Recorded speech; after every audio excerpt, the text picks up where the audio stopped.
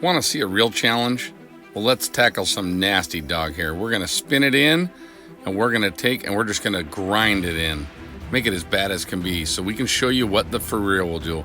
Pop it on the fang, and you're ready to go. We'll spray in a little glass cleaner to cut the static, and then we'll go one way with our FurEel. Never go quickly back and forth. I'll explain why in a minute. Our side without the friction reducer does a pretty good job, but on the other side where we've used the friction reducer, the hair really leaves quickly because we don't have that static we're fighting.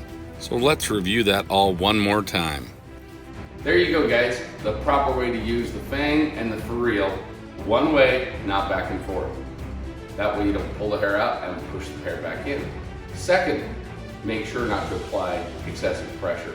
Light to medium pressure is the most that you need. Otherwise you're trapping that hair against the carpet and not letting the vacuum do its job and pull it away. The third thing is make sure to use a static / friction reducer, because that makes an enormous difference on how quick it's going to come out also, because if that static's there, that static just wants to hold on to that hair. Also makes the brush glide easier and saves the life of the brush. No longer do you have to have pet hair nightmares.